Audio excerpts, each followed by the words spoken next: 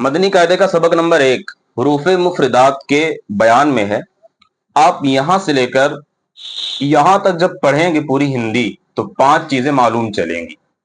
सबसे नंबर 1 आपको यह मालूम चलेगा कि हरूफ मुफरदात यानी हरूफ तहज्जी 29 है, यानी कि अलिफ से लेकर या तक ये सारी चीजें जो हैं या तक ये 29 हरूफ इसके अंदर मौजूद हैं।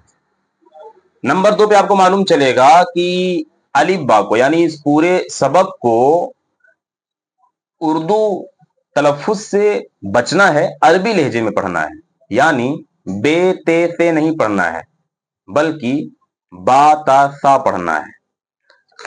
नंबर 3 जो चीज आपको मालूम चलेगी वो ये है कि इन 29 हरूफ में, यानी जो अलिफ से लेकर या तक 29 हरूफ हैं सारे, इनमें 7 ऐसे हरूफ हैं जिनको हमेशा हर हालत में पुरयानी मोटा पढ़ते हैं।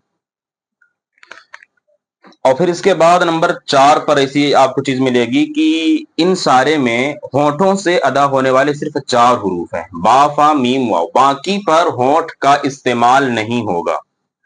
इसके बाद है कि इन्हीं 29 हरूफ में 3 हरूफ ऐसे हैं जिनको अदा करते वक्त सीटी की तरह तेज आवाज निकलती है, और वो है जा सीन सौद। तो जब भी इसको पढ़ेंगे तो इन 4 चीजों का ख्याल रख करके पढ़ेंगे, यानी कि जब ये 7 हरूफ आएंगे उनको कलर वाले कायदे में कलर कर दिया है, खौ सौद बोद, ये हरूफ जब भी आएंगे तो कहीं भी आ जाएं, ये इनको हर हालत में हमेशा कहीं भी आए तो आवाज आपकी मोटी निकलनी चाहिए, तब जाकर ये हरूफ सही माने जाएंगे। तो पहले बता दिया कि 7 हरूफ को मोटा पढ़ना है, ठीक है। दूसरी चीज, आपको बा फा मीम को और वाव को पढ़ते हुए आपको होंठ का इस्तेमाल करना है। बा बोलेंगे दोनों होंठ आपस में टच हो जाते हैं, ता बोलेंगे तो होंठ को नहीं हिलाना डुलाना है।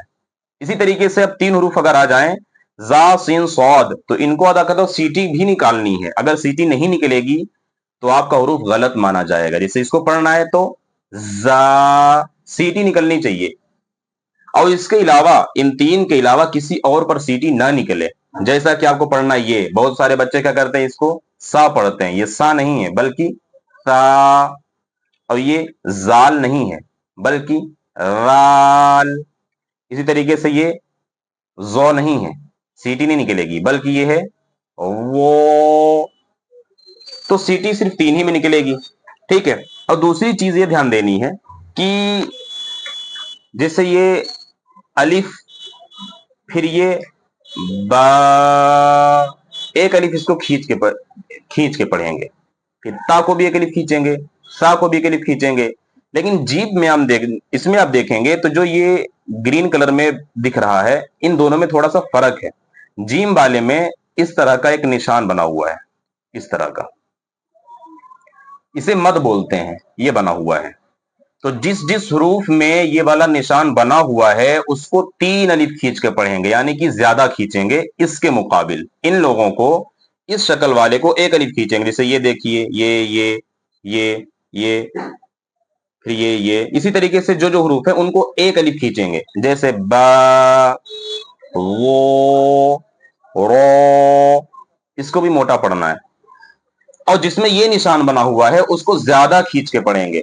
जैसा इसको पढ़ना है अपने को, तो जी,